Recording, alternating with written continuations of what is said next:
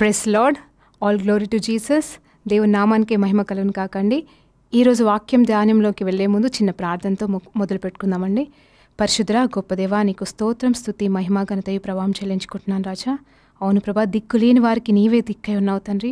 విడవబడిన వారికి ప్రభా తోడై ఉన్నవాడా, నీకు స్తోత్రం తెలియజేసుకుంటూ ఈరోజు ప్రభా ఎంతమంది అయితే ప్రభా నా తన ఇదిగో ఆదరణ లేకుండా ప్రభా ఆదరణ కోల్పోయి ప్రభా నా తన వేసే బాధతో కృంగిపోయి ఉన్న వారందరికీ సేద తీర్చే రీతిగా ఈరోజు నా ద్వారా మాట్లాడి నీ బిడ్డల్ని నన్ను బలపరచమని నజరేయుడైన యేసు ప్రభు నామములో ప్రార్థన అడిగి వేడుకుంటున్నాం తండ్రి. Amen, amen, amen. Praise Lord brothers and sisters. ఈరోజు మరి దేవుడు మన కొరకు పెట్టిన వాక్యము ఆదికాండము 29వ అధ్యాయము 30వ వచనం నుండి 35వ వచనం వరకు. మరి దీనికి ముందు నేను ఒక చిన్న మాటతో మొదలు పెట్టాలనుకుంటున్నానండి. యేసు ప్రభు అనేవాడు దేవుడై ఉన్నాడు. ఆయన అందరికీ ప్రభు. మరి ఆయన గురించి మనం ముందు కొంచెం ధ్యానిద్దాం. ఆ దేవాది దేవుడు ఏ రీతిగా భూమికి వచ్చాడండి. మరి ఒక వ్యక్తిని ఎన్నుకున్నాడు. అదే మేరీ అమ్మగారు. మేరీ అమ్మ ద్వారా వచ్చారు. ఒక పవిత్రమైన స్త్రీగా తన్ని చూసి ఒక కన్యక స్త్రీ గర్భంలోకి వచ్చున్నాడు. మరి మేరీ అయితే చాలా పవిత్రమైనదండి. ఆమెలో పాపమే లేదన్నట్టుగా చూశాడు. మరి అంత మంచి మరి స్త్రీ నుండి వచ్చిన యేసు ప్రభు మరి తనతోనే మొదలు కాలేదు, కానీ తనకంటే ముందున్న వారితో కూడా తన జీవిత వంశం అనేది మొదలైంది. మరి మాథ్యూ చాప్టర్ మరి మత్తయి గ్రంథము 1వ అధ్యాయంలో మనం చూసినప్పుడు యేసు ప్రభు ఎవరి నుండి వచ్చాడు, మరి ఆదాం మొదలుకొని అబ్రహాం నుండి మరి అలాగే దావీదు వరకు, అలాగే మరి చివరిగా యోసేపులో నుండి మరి యోసేపు మరి మరియను పెళ్లి చేసుకున్న యోసేపు వరకు కూడా మరి రాయబడింది. వారి నుండి ఎలా యేసు ప్రభు వచ్చాడు, ఏ తరం తర్వాత ఎవరు వచ్చారు, ఎవరి ద్వారా ఎవరు వచ్చారు అని క్లియర్గా రాయబడిన గ్రంథంలో మాథ్యూ చాప్టర్ 1వ అధ్యాయంలో ఉందండి. మరి ఒక్కసారి దానిలో చూసినప్పుడు మరి నేను ధ్యానించినప్పుడు అక్కడ 4 స్త్రీలు ఉంటారండి. 4 స్త్రీలు వారి పేరు చూస్తే మరి తామర, మరి రాహబ్, రూత్, మేరీ, ఈ 4 పేరైతే అక్కడ రాయబడింది. మరి అందులో రాయబడని పేర్లు కూడా ఉన్నాయండి. కొంతమంది స్త్రీలు మరి యేసు ప్రభు వంశానికి సంబంధించిన వారు, యేసు ప్రభు ఎవరి ద్వారా వచ్చాడో, ఎవరి నుండి వచ్చాడో మరి వారికి సంబంధించిన వాటిలో మరి ఇంకా 2 పేర్లు రాయబడలేదండి. ఒకరి పేరు ఈవ్, అవ్వ అయితే రెండో స్త్రీ పేరు లేయా. మరి నేను ఎందుకు రాయబడలేదు అనేది నాకు తెలియదు, కానీ వీరిద్దరి గురించిన సత్యాలు మరి యేసు ప్రభు మనకి బోధించును గాక. ఈరోజు మరి ఈ అవ్వ గురించి అయితే మనకంతా తెలుసు. తన ఒక మొదటి స్త్రీ అయి ఉంది. దేవుడి చేత అపురూపంగాను మరి జ్ఞానంతో తయారు చేయబడిన స్త్రీ అయి ఉంది. మరి ఆదాం భార్యగా ఉంది. మరి తన ద్వారానే సమస్తము ఏర్పడబడింది. మరి అంటే తన సంతానం అనేది తన ద్వారానే ఇచ్చాడు. మరి లేయా గురించి మరి ముఖ్యంగా ఈరోజు నా ధ్యాన అంశం అంతా కూడా లేయా ఆశీర్వాదము. అసలు లేయా ఎవరు, లేయా గురించి ఈరోజు మనం కంప్లీట్గా ఈ ½ అన్ అవర్ ధ్యానించుకుందామండి. మరి ఆ బిడ్డ గురించి ఫస్ట్ మరి ఆదికాండం 29వ అధ్యాయంలో చూసినట్లయితే మరి ఆమె ఒక విడవబడిన దానిలాగా ఉంది. మోసపోయిన స్త్రీలాగా ఉంది. మోసం అంటే ఏంటండి? ఎవరైతే నమ్మి ఇది చేస్తాం అది చేస్తామని చెప్పి అది చేయకుండా ఉంటే దాన్ని మోసం అంటారు. మరి లేయా ఏ రీతిగా మోసపడింది, ఎందుకు మోసపోయింది, ఎవరి ద్వారా మోసపోయింది, ఎందుకు మోసపోయింది ఒకసారి ఆలోచన చేశారండి. మరి లేయా అనట ఆమె లాబాను వాళ్ళ కుమార్తె ఉంది, పెద్ద కుమార్తె ఉంది. యాకోబు మొదటి భార్య అయి ఉంది. ఇదైతే మనకు అందరికీ తెలుసు. మరి ఒకసారి మరి వచనంలోకి వెళ్దామండి. 29వ అధ్యాయం ఆదికాండము 29వ అధ్యాయంలో మరి 30వ వచనం చూసినప్పుడు యాకోబు రాహేలును కూడెను, మరియు అతడు ఏలియా కంటే రాహేలును బహుగా, లేయా కంటే రాహేలును బహుగా ప్రేమించను. మరి ఎవరిని ప్రేమిస్తున్నాడు ఇక్కడ? రాయేల్ని ప్రేమిస్తున్నాడు, అంటే రేచల్ని ప్రేమిస్తున్నాడు. కానీ లియాని ప్రేమించలేకపోతున్నాడు. కారణం ఏంటి? ఇష్టం లేకుండా పెళ్లి చేసుకున్నాడు. మరి కారణం ఎవరు? తండ్రి. ఇక్కడ నిజం చెప్పాలంటే లేయా 3 చేత ముఖ్యంగా మోసగింపబడింది. మొట్టమొదటిగా తన తండ్రి చేత. ఏం చేశాడు తండ్రి?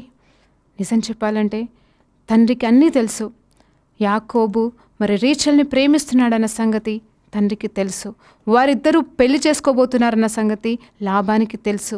ఆయనను మరి బెదిరించాడో ఆ టైంలో, మరి ఇంకేం చెప్పాడో మనకు తెలియదు, కానీ మరి లేయాని మాత్రం వదిలించుకున్నాడండి. తన కుమార్తెనే మరి జీవితాంతం వరకు తన కూతురు భారమైపోతుంది అనుకున్నాడో, మరి ఆమె సరిగా అందంగా లేదు, మరి అందం లేని అమ్మాయి కాబట్టి ఎవరు చేసుకోరు, ఈమె నాకు బరువుగా ఉంటుందని చెప్పేసి కూతుర్ని ఎలా అయినా వదిలించుకోవాలని చేసి మరి మోసం చేశాడండి. తండ్రి చేత మోసగింపబడిన లేయా. మరి తర్వాత రేచల్ అన్నట్టు ఆమె తనకు సహోదరి ఉంది. మరి సహోదరులు ప్రేమ చాలా గొప్ప ప్రేమ. అక్క చెల్లెలంటే మాత్రం ఇంకా ఎక్కువ ప్రతిదీ తెలుస్తుంది. మరి అన్ని సంవత్సరాలు యాకోబు అనేవాడు రేచల్ని ప్రేమిస్తుంటే లేయా చూడలేదా? చూసినప్పుడు మరి లేయా కాదనే ఉంటుంది, ఖచ్చితంగా వద్దనే ఉంటుంది. కనీసం రేచలైనా సహాయం చేయాల్సింది, తప్పించాల్సింది. కానీ ఆ విషయంలో కూడా తను మోసపోయిందండి. మరి తర్వాత లోబడింది, మరి అధికారానికి లోబడింది, తండ్రి అధికారానికి లోబడింది. చెల్లి విషయంలో ఏం చేయలేకపోయింది. కానీ మోసపోయి యాకోబుని పెళ్లి చేసుకుంది. తను అనుకుంది సరే పెళ్లి చేసుకున్నాక బాగానే ఉంటాడేమోలే అనుకుందేమో, మరి సరే ఎవరైతే ఏమీ అనుకుందేమో, సరే నా జీవితానికి దేవుడిచ్చిన భర్తని అని చెప్పి సంతోషంగా స్వీకరించింది ఉండొచ్చు. కానీ యాకోబు కూడా తను ప్రేమించలేదండి. మరి ఎంతగా తృణీకరించబడింది. ఈ రీతిగా మరి మనం కూడా మన జీవితాల్లో మన వారి ద్వారా, తల్లిదండ్రుల ద్వారా కావచ్చు, పిల్లల ద్వారా కావచ్చు, భర్త ద్వారా, భార్య ద్వారా మోసగింపబడుతూనే ఉన్నాం. ఎంతోమంది ప్రతి దినము ఖచ్చితంగా ఈరోజు నాకు ఈ అన్యాయం జరిగింది, ఈరోజు నాకు ఇది ఇలా జరిగింది, అయ్యో నేను వీళ్ళని నమ్మితే వీళ్ళు ఇలా చేశారే అని చిన్న విషయమో పెద్ద విషయమో అది ఏదో ఒక విషయంలో మోసపోతూనే ఉన్నాము. కానీ ఇక్కడ దేవాది దేవుడు లేయాని చూశాడండి. మరి 31 వచనం చదివిన తర్వాత మరి చదువుదామండి. 31 మరి ఆదికాండము 29వ అధ్యాయము 31 వచనం నుండి నేను చదువుతున్నానండి. లేయా ద్వేషింపబడుట యెహోవా చూసెను. చూడండి, లేయా అనే స్త్రీ ద్వేషించబడడం అనేది ఎవరు చూశారండి? యెహోవా చూశారు. ఇదిగో నిన్ను నన్ను చూస్తున్న యెహోవా నామానికి ఈరోజు మహిమ కలుగును గాకండి. ఈరోజు వాక్యం వింటున్న స్త్రీ పురుషులారా, ఖచ్చితంగా ఈరోజు ఆ రోజు లేయాని చూసిన దేవుడు నిన్ను నన్ను చూస్తున్నాడు, మనల్ని చూస్తున్నాడు. ఆ కృపతో మనం ముందుకు సాగదాం. ఆ కృపను ఈరోజు మనం పొందుకుందాం. హల్లెలూయా, హల్లెలూయా. లేయా ద్వేషించబడుట యెహోవా చూచెను, ఆమె గర్భము తెరిచెను. చూసారా అండి, ఎంత గొప్ప ఆశీర్వాదం, ఎంత గొప్ప ఆశీర్వాదం అండి. గర్భఫలము దేవుడిచ్చు బహుమానం, గర్భఫలం దేవుడిచ్చు బహుమానము. అంతకంటే గొప్ప బహుమానం ఇంకొకటి ఉంటుందండి. అంటే రక్షణ అనేది ముఖ్యము, రక్షణ అనేది గొప్ప బహుమానము దేవుడి నుండి వచ్చేది.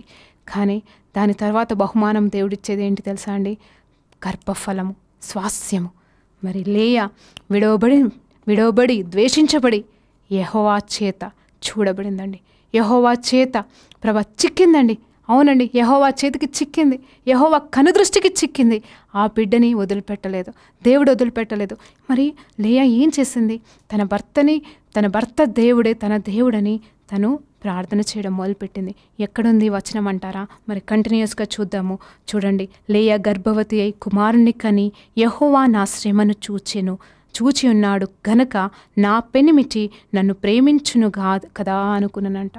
చూడండి, 32వ వచనంలో చూస్తే దేవుడు ఎప్పుడైతే తన గర్భఫలాన్ని తెరిచాడో వెంటనే గర్వానికి గురికాల, సంతోషానికి మాత్రమే గురికాల. ఇక్కడ చూడండి, యెహోవా నన్ను చూచెను, నా శ్రమను చూచినాడు. ఎవరి గురించి చెప్తుందండి? మనుషుల గురించి చెప్పట్లా, మనుషులు సహాయం చేశారని చెప్పట్లా. దేవాది దేవుడే నా శ్రమను చూసి నాకు ఈ కుమారుణ్ణి ఇచ్చి ఉన్నాడు. ఈ కుమారుణ్ణి బట్టి నా పెనిమిటి, నా భర్త అయిన యాకోబు నన్ను ప్రేమించడం మొదలు పెడతాడని ఆశపడిందండి. అంటే చూడండి, ఫస్ట్ దేవుణ్ణి జ్ఞాపకం చేసుకుంటుంది. అసలు చెప్పాలంటే ఈమె అందరి చేత తృణీకరించబడింది కదా.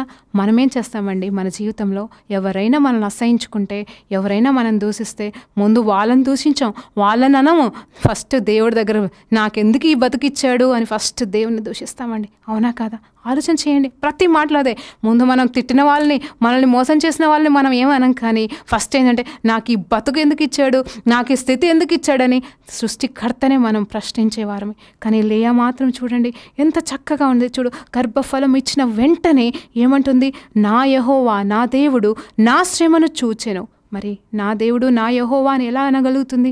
అంటే తను యాకోబు దేవుడైన యెహోవాని స్తుతిస్తుంది, ధ్యానిస్తుంది, ఆయననే కొలుస్తుందని ఇక్కడ అర్థం వచ్చిందండి. మరి ప్రేమించునుగాక, ఎవరు ప్రేమిస్తారని ఎదురు చూస్తుంది? తన భర్త ప్రేమను పొందుకోవాలని ఆశపడుతుంది. తనేమి తప్పు అడగట్లుగా, నిజమే, తను కోరుకుంటుంది నిజమైన తన హక్కు. తన భర్త తను ప్రేమించడం అనేది అది ఒక హక్కే ఉంది. ఎందుకంటే అది దేవుడు చెప్పిన మాట. ఆ మాటకే లోబడి నా భర్త ఈ బిడ్డ ద్వారా అన్న నన్ను ప్రేమిస్తాడు అని ఆశపడిందండి. మరి ఇంకొక వచనంలోకి వెళ్ళిపోదాం. మరి అక్కడ పేరేం పెట్టింది? నన్ను చూచి ఉన్నాడని రూబాన్ అని పేరు పెట్టింది. తర్వాత చూడండి ఇంకొక వచనంలోకి వెళ్ళిపోతే ఆమె మరలా గర్భవతి అయిందంట. చూడండి, మరలా గర్భవతి అయింది. యాకోబుకైతే ప్రేమే లేదు, కానీ దేవుడు చూడండి ఆ కొద్ది క్షణము, మరి ఆ ఒక్క రోజు భార్య పట్ల ప్రేమను పుట్టిస్తుంది ఎవరండి? దేవాది దేవుడు పుట్టిస్తున్నాడు. అది మర్చిపోకుండా లేయా మళ్ళా గర్భవతి అయింది. మళ్ళా గర్భవతి అయినప్పుడు మళ్ళా దేవుడితోనే మాట్లాడుతుంది. దేవుడికి ఏం చెప్తుంది తెలుసా అండి? మరి వచనం చదువుదాము. ఆమె మరలా గర్భవతి వై కుమారుని కని నేను ద్వేషింపబడితినన్న సంగతి యెహోవా విన్నాడు. చూసారా, మళ్ళీ దేవుణ్ణి జ్ఞాపకం చేసుకుంటుంది. అక్కడేమో దేవుడు చూశాడంటుంది, మళ్ళీ రెండో సంతానం అప్పుడు దేవుడు నన్ను విన్నాడు అని చెప్పేసి సీమోనని మరి విన్నాడు నా దేవుడు. అంటే ప్రతిసారి తనకు దేవుడిచ్చిన కుమారులకి మరి పేరేం పెడుతుంది? రూబానని, మరి విన్న దేవుడని, చూచుచున్న దేవుడని, మరి సీమోనని పేరు పెట్టిందండి. మరి 3వ వచనంకి వచ్చిన తర్వాత కూడా మరి ఇక్కడ కూడా ఆశపడిందండి. రెండో కుమారుడు సమయంలో కూడా నా భర్త నన్ను అత్తుకుంటాడు, నా భర్త నా దగ్గరికి వస్తే ఆశపడుతుంది. మరలా దేవుడు మరి తను దీవించి మరలా గర్భఫలం ఇస్తున్నాడు. అంటే నిజం చెప్పాలంటే తన భర్త తన యందు ఆనందించట్లేదు, కానీ తన్ని స్తుతిస్తున్న, తన్ని ఆరాధిస్తున్న, తన వైపు చూస్తున్న దేవాది దేవుడు ఈ బిడ్డను చూసి ఆనందిస్తున్నాడండి. తృణీకరించబడిన ఈ బిడ్డ మరి ఎప్పుడైతే దేవుని వైపు చూస్తుందో దేవుడు తనని చూసి ఆనందిస్తున్నాడు. కాబట్టి మరి ఈ బిడ్డకి మరలా ఆశీర్వాదం ఇస్తున్నాడు. అది కూడా మరి తన సొంతంగా తనకి సొంత సంతానాన్ని, మరి వేరే వాళ్ళ సంతానంగా తన సంతానం అంటే మరి ఆ యాకోబు ద్వారా సంతానం ఇచ్చి గొప్పగా ఆశీర్వదిస్తున్నాడు దేవుడు. మరి 34వ వచనానికి వెళ్ళిపోతే కూడా చూడండి, ఆమె మరలా గర్భవతి అయింది. చూడండి, మరలా గర్భవతి, ఎంత గొప్ప ఆశీర్వాదం.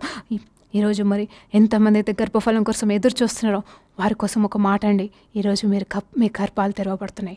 దేవుడు తొందరలోనే మీ జీవితంలో గొప్ప కార్యం చేస్తారు. ఈ వాక్యం వింటున్న చెల్లి, అక్క, ఈ సంవత్సరంలో దేవుడు మీకు గర్భఫలం ఇవ్వబోతున్నాడు. నెక్స్ట్ ఇయర్ ఈ టైం కల్లా మీరు మీ బిడ్డలతో మీరు నిలబడతారు. దేవుడు మిమ్మల్ని దీవిస్తాడు. అవును, మీ మొర, మీ ప్రార్థన లేయాని ఎలా చూసి ఉన్నాడో, మరి లేయా అయితే ఇక్కడ ఏ తండ్రిని నాకు గర్భఫలం ఇవ్వని అడగలేదు, కానీ తన భర్త ప్రేమ కోసం మాత్రం ఆశించింది. మరి ఇక్కడ భర్త ప్రేమ అయితే పొందుకోలేకపోతుంది, గర్భఫలం ఇస్తుంది. మరి మీకు కూడా దేవుడు ఖచ్చితంగా ఈరోజు ఈ క్షణం నుండి మీరు ప్రార్థనలో ముందుకు సాగండి. ఖచ్చితంగా దేవుడు మీకు గర్భఫలం ఇవ్వబోతున్నాడు. మరి 34వ అధ్యాయంలోకి వెళ్దాం. ఆమె మరలా గర్భవతి అయి కుమారుని కని తుదకు ఈసారి నా పెనిమిటి నాతో హత్తుకొను ఉండును అని చెప్పుకుంటూ మరలా లేవి అని పేరు పెట్టిందండి. ఇక్కడ చూడండి, లేవి అంటే అర్థం ఏంటి తెలుసా అండి? హత్తుకోవడం. నిజం చెప్పాలంటే అక్కడ కూడా దేవుని జ్ఞాపకం చేసుకుందండి. అది ఇక్కడ రాయబడలేదు, కానీ తను జ్ఞాపకం చేసుకుందండి. అది నేను నమ్ముతున్నాను. ఎందుకంటే తన ప్రేమ మనం ఆ వాక్యంలో చూడగలం. తనలో దేవుడి పట్ల ఉన్న కృప మనం చూడగలం. ఇది చూడండి, మళ్ళీ ఆ తర్వాత 4వ సంతానంకి వచ్చింది. 4వ సంతానంకి వచ్చిన తర్వాత మరి అక్కడ ఒక గొప్ప పేరు రాయబడింది. ఆమె మరలా గర్భవతి అయింది. చూడండి, మరలా గర్భవతి కుమారుని కని ఈసారి చూడండి, ఈసారి యెహోవాను స్తుతించదను అనుకొని యూదా అని పేరు పెట్టింది. చూడండి, 3 సంతానములు ఇచ్చిన దేవుణ్ణి గొప్పగా జ్ఞాపకం చేసుకుంటుంది. అంటే నిజం చెప్పాలంటే తృణీకరించబడిన లేయా జీవితము యేసయ్యకి, తండ్రికి, సృష్టికర్త అయిన మన దేవునికి ఇంకా దగ్గర అవుతుంది. ఒక్కొక్క సంతానం దేవుడు బహుమానంగా ఇస్తుంటే తన భర్త తన దగ్గరికి రాకపోయినను, తన భర్త తనని ప్రేమించకపోయినను, తన జీవితంలో తన ఒంటరితనాన్ని భరిస్తున్నను దేవుని ఇంకనూ దగ్గర అవుతుందండి. మన జీవితంలో మనం అలా జీవించగలమా? ఇలా లేయలాగా ఉంటామండి మనం? ఎప్పుడైనా ఏ రోజైనా ఉన్నామా? మనకు ఏ రోజు నిన్నిచ్చిన ఆశీర్వాదం ఈరోజు జ్ఞాపకం ఉండదు, ఈ రోజు వచ్చింది రేపటికి జ్ఞాపకం ఉండదు. అలాంటి జీవితాలు మనం జీవిస్తున్నాం. ఈ రోజే మనకు కావాలి, ఈ రోజు మనకి ఇచ్చాడా అయితే దేవుడు, లేదంటే కానే కాదు. కానీ ఈమె మాత్రము తన జీవితంలో ఏమీ లేక అసలు ఉండవలసింది లేదండి ఆమె దగ్గర. అయినను ఆమె సంతానం బట్టి, ఆమెకి దేవుడిచ్చిన సంతానాన్ని బట్టి దేవుణ్ణే స్తుతిస్తూ ఇక్కడ ఒక మాట అంటుందండి, గొప్ప మాట. ఏంటంటే ఆమె మరలా గర్భవతివై కుమారుని కని ఈసారి యెహోవాను స్తుతించేదననుకొని యూదా అని పేరు పెట్టాను. ఈసారి భర్తను మర్చిపోయిందండి. ఇంకా భర్త రాకపోని, నాకు భర్త ఉండకపోని, తన ఇష్టం ఇంకా, కానీ నేను మాత్రం నా దేవాది దేవుణ్ణి స్తుతించడం మొదలు పెడతానని చెప్పిందండి. హల్లెలూయా, హల్లెలూయా. యూదా గోత సింహములాగా వచ్చిన యేసయ్య మరి లేయా గర్భము నుండి వచ్చాడండి. మరి మత్తయి సువార్తలో మరి యాకోబు గురించి రాయబడింది, కానీ ఆ జినియాలజీలో లేయా పేరు రాయబడలేదు. ఎందుకు రాయలేదో పరిశుద్ధాత్మ దేవుడు నాకు తెలియదు, కానీ ఇక్కడ మాత్రం పరిశుద్ధ గ్రంథంలో రాశాడు. మత్తయిలో రాయలేదు, కానీ ఇక్కడ రాశాడండి. యూదా అని పేరు పెట్టిన యూదా గోత్రపు సింహము నుండి వచ్చిన యేసయ్య నామము ఇక్కడ లేయా ద్వారా వచ్చిందండి. లేయా పెట్టిందండి యేసయ్యకి ఆ నామము. హల్లెలూయా. ఎంత గొప్ప ఆశీర్వాదం, ఎంత గొప్ప ధన్యత మరి లేయా కోరుకుందండి. మరి ఈరోజు ముందుకు సాగుతుండగా ఇంకొక మాట చెప్తాను. మరి రేచెల్ ఎవరండి? రేచెల్ మరి యాకోబుకి రెండో భార్య అయి ఉంది. మరి తననే ఎక్కువ ప్రేమిస్తున్నాడు. నిజం చెప్పాలంటే తన కోసమే వచ్చాడు, తన కోసమే పనిచేశాడు, తననే పెళ్లి చేసుకోవాలనుకున్నాడు. నిజం చెప్పాలంటే యాకోబు కూడా మోసగించబడ్డాడు, కానీ భార్యకు చేయాల్సిన పని చేయలేదు. ఒక భర్తగా తనను జీవించలేకపోయాడు. కానీ చూడండి, మనము అధ్యాయంలో ముందుకెళ్ళినప్పుడు మరి రేచెల్కి ఇద్దరు సంతానం, ఒకరు బెంజమిన్, మరి ఒకరు యోసేపు. వీరిద్దరి గురించి ధ్యానిస్తే మరి నేను అదే అధ్యాయంలో మరి ఆ 29వ అధ్యాయము పూర్తిగా ధ్యానించినప్పుడు క్లియర్గా రాయబడింది. రేచెల్ మాటలు చాలా భయంకరంగా ఉంటాయండి. తన మనస్సు, తన ఆలోచన, తన విధానము తన భర్తనే దూషిస్తుంది. ప్రేమ పొందుకుంటుందండి భర్త దగ్గర, అయినా సరే నువ్వు నాకు సంతానం ఇవ్వలేదని భర్తనే దూషిస్తుందండి. నేనేమన్నా దేవుణ్ణా అని చెప్పేసి యాకోబు అంటున్నాడు. కానీ లేయా జీవితం చూడండి, అటు యాకోబుని ఏమంటలేదు, కానీ ఎదురు చూస్తుంది యాకోబు కోసం. ఒకవైపు దేవుణ్ణి స్తుతిస్తుంది, దేవుణ్ణి గణపరుస్తుంది, దేవుని నుండి దూరం కావట్లా. ఇలాంటి జీవితంలోకి మనం వెళ్ళాలండి. మనం అలాంటి జీవితాన్ని జీవించాలని దేవుడు కోరుకుంటున్నాడు. మరి రేచెల్ విషయంలో చూస్తే మరి బెంజమిన్ నుండి వచ్చినవాడు సౌల్ అండి. మరి సౌల్ గురించి అయితే మనకు తెలుసు. మరి ఇంకొక వ్యక్తి యోసేపు. మరి యోసేపు అనేవాడు ఆ టైంలో మరి ఆదికాండంలో మరి 50వ వచనం వరకు మనం చదివినప్పుడు తన ద్వారా మరి ఇజ్రాయెల్కి డెలివరెన్స్, అంటే ఇజ్రాయెలైట్స్ అందరికీ డెలివరెన్స్ ఇవ్వడానికి, ఆ సమయంలో కాపాడడానికి, ఆ 12 మంది గోత్రంలో ఉన్న వారిని కాపాడడానికి యోసేపు అనేవాడిని దేవుడు వాడుకున్నాడు. అంతేకాని ఆ తర్వాత యోసేపు గురించి కానీ యోసేపు సంతానం గురించి కానీ ఎక్కడ అంత గొప్పగా రాయబడలేదు. కానీ ఒక్కసారి ఆలోచించండి, లేయా గురించి ఆలోచిస్తే లేయాకి కంప్లీట్గా 7 మంది సంతానం అండి.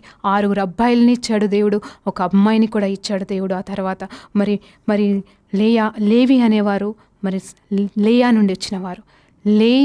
లేవీలు ఎవరండి? దేవుడి చేత గొప్పగా ఎన్నుకోబడిన యాజకులు, గొప్ప స్వాస్థ్యంగా పిలుస్తున్నాడు. మరి లేవీలకు ఒక మాట, మీరు నాకు స్వాస్థ్యమే ఉన్నారు, నేను మీకు స్వాస్థ్యం ఉన్నాను ఎవరితో చెప్తున్నాడండి? యాజకులైన లేవీలకు చెప్తున్నాడు. అంత గొప్ప సంతానం అండి లేయా నుండి వచ్చిన వారు. అంత మాత్రమే కాదు, మోజెస్, ఆరోన్ వీళ్ళు కూడా మరి లేవి గ్రాల నుండి వచ్చినవారు. ఎంత గొప్ప అదృష్టం అండి ఆ బిడ్డది. అదృష్టం అనే మాట మనం అనొచ్చు అనకూడదో నాకు తెలియదు, కానీ అంత గొప్ప ధన్యత, అంత గొప్ప కృప లేయ పొందుకుందండి. మరి నాలుగో సంతానమైన యూదా గోత్రపు సింహం నుండి మరి సింహంలాగా వచ్చాడండి. యూదా గోత్రం నుండి వచ్చాడు మన యేసు ప్రభు. సమస్తాన్ని మరి యోసేపు అయితే కేవలం ఆ టైంలో రక్షించడానికి, విమోచించడానికి వచ్చాడు. ఆ పాత నిబంధనంలో ఆ టైంలో విమోచించడానికి వచ్చాడు. ఆ కరువు కష్టాల నుండి ఆ సమయంలో విమోచించడానికి వచ్చాడు. కేవలం 12 మంది ఇజ్రాయెలైట్స్ గురించి మరి యోసేపుని వాడుకున్నాడు దేవుడు. కానీ యేసు ప్రభుని మాత్రం ఈ ప్రపంచ మానవాళిని విమోచించడానికి కోరుకున్నాడు. అలాంటి దేవుడైన దేవాది దేవుడిగా దిగి వచ్చిన యేసు ప్రభు యూదా గోత్రం నుండి వచ్చారండి. ఆ పేరు ఎవరు పెట్టారండి? లియా పెట్టింది. అంత గొప్ప ధన్యత పొందిన స్త్రీ అండి లియా. మనం ఎప్పుడు లియా గురించి ఆలోచించాం కదండి, ఎప్పుడు రేచెల్ గురించి ఆలోచిస్తాం. రేచెల్ అనే అసలు లియా అనే పేరు ఎవరు పెట్టుకోరండి, ఎందుకో నాకు తెలియదు. కానీ లియా అనే పేర్లు నా గొప్ప సత్యము ఎంతగా ఉందని నేను ఒకరోజు ధ్యానించినప్పుడు తెలిసిందండి. మరి ఈరోజు మీతో కూడా దేవుడు మాట్లాడుతున్నాడని నమ్ముతున్నాను. మరి ఇంకొక మాటలోనికి వెళ్దామండి. మరి లేయా పొందుకున్న ఇంకొక గొప్ప ఆశీర్వాదం ఏంటి తెలుసా అండి? మరి ఆదికాండంలో 49వ అధ్యాయము 31వ వచనం మీరు రాసుకోండి. ఆదికాండము 49వ అధ్యాయము 31వ వచనము. దాంట్లో మరి అక్కడ ఎవరు చనిపోతున్నారంటండి? యాకోబు చనిపోతున్నాడు. యాకోబు చనిపోయినప్పుడు యాకోబు మరి తన కుమారులకు చెప్తున్నాడు, తన 12 మంది పిల్లలకు చెప్తున్నాడు, నేను చనిపోతున్నాను, నేను చనిపోయినప్పుడు నన్ను ఎక్కడ పాతి పెట్టాలో తెలుసా అని అడుగుతున్నాడు. ఎక్కడా అని చూస్తే అక్కడ ఎక్కడో తెలుసా అండి, అబ్రహాము సారాలని, అవును అబ్రహాం సారాలని ఎలా అయితే భార్యలు భర్తలుగా ఒక దగ్గర పాతి పెట్టబడిన స్థలం అది. మరి ఐజాక్ తన భార్యతో పాతి పెట్టబడిన స్థలమై ఉన్న ఆ ప్లేస్లోనే ఇదిగో నేను గతంలో మరి లియాను అక్కడే పాతి పెట్టాను. మరి లియా ఎక్కడైతే పాతి పెట్టబడిందో అక్కడ నన్ను పాతి పెట్టమని మరి యాకోబు ఇక్కడ చెప్తున్నాడండి తన కుమారులకి. అంటే ఎంత గొప్ప ధన్యత అండి. జీవితాంతం వరకు ఆ బిడ్డ ప్రేమ పొందుకుందో లేదో కానీ యాకోబు మరణించే ముందు ఇదిగో మా భార్య అయిన లేయాని ఎక్కడైతే నేను పాతి పెట్టానో అక్కడికి తీసుకెళ్ళి నన్ను పాతి పెట్టమని మరణంలో ఏకమయ్యారండి. మరణంలో నిజమైన పునరుద్ధానంలో వారిద్దరూ ఏకమైనట్టుగా బైబిల్ చెప్తుంది. చూడండి ఆదికాండం 49:31 చెప్పినట్టుగా మరి చూడండి యాకోబు చెప్పిన మాట, లేయా పక్కన నన్ను పాతి పెట్టండి. చూడండి, అంటే రేచెల్ మొదటి నుండి ప్రేమించబడింది, అంతంలో ఏమైందో మనకు తెలియదు. కానీ లేయా మొదటి నుండి తృణీకరించబడింది. ఎప్పుడైతే దేవాది దేవుణ్ణి కొలిసిందో లేయా యాకోబు ప్రేమను పొందుకుంది అని క్లియర్గా ఈ వాక్యం ద్వారా నెరవేర్చబడుతుంది. ఈరోజు ఎంతమంది అయితే తృణీకరించబడిన వారు ఉన్నారో మనం చేయాల్సిందల్లా ఒకటే, దేవుని వైపు చూద్దాం. ఎలా అయితే లేయా చూసిందో ఆ రీతిగా మనం చూద్దాం. అంతకు మించి మనం ఇంకేం చేయనక్కర్లేదండి. దేవుడే అన్నీ సమకూరుస్తాడు. దేవుని వాక్యం చెప్తుంది, మొదట నా రాజ్యమును నా నీతిని వెతుకుడి, సమస్తను మిమ్మల్ని వెంబడించబడను. మరి ఆ టైంలో ఈ వాక్యం లేయాకి ఎలా తెలుసో నాకు తెలియదు, కానీ ఆ బిడ్డ తెలియకుండానే అలా చేసిందండి. అన్ని దీవెనలు పొందుకుంది, చివరికి భర్త ప్రేమ కూడా పొందుకుందని వాక్యం చెప్తుంది. అంత గొప్ప తల్లి. మరి ఆమె పేరు మాథ్యూలో రాయబడలేదు, కానీ ఈ పరిశుద్ధ బైబిల్ గ్రంథంలో ఆమె పేరు రాయబడింది. దేవునికి మహిమ కలుగును గాకండి. చిన్న ప్రార్థనతో మరి ముగించుకుందామండి. పరిశుద్ధ గొప్ప దేవా, మీకు స్తోత్రం, స్తుతి, మహిమ, ఘనత, ప్రభావం చెల్లించుకుంటున్నాను రాజా. అవును తండ్రి, లేయా వలె ప్రభ మా జీవితాలు తృణీకరించబడి ఉండొచ్చు, ఎంతోమంది చేత ప్రభ మోసపోయి ఉండొచ్చు. కానీ ప్రభ ఈరోజు నిజ దేవుడమైన నీ వైపు చూసిన లేయా వల్ల మేము ఈరోజు చూస్తున్నాం తండ్రి. ఈరోజు మా కష్టాల్లో, బాధల్లో, దుఃఖంలో, ప్రతి విషయంలోనూ ప్రభ అవును ప్రభ నా తండ్రి, మేము మీ వైపు చూసే కృపను మాకు దయచేయమని అడుగుతూ, నీ కొరకు జీవించే కృపను దయచేయమని అడుగుతూ, ప్రతి విషయంలో మీ మేలును పొందే కృపను దయచేయమని అడుగుతూ, నజరేయుడైన యేసు ప్రభు నామములో ఈ ప్రార్థన అడిగి వేడుకుంటున్నాం తండ్రి. ఆమేన్, ఆమేన్, ఆమేన్.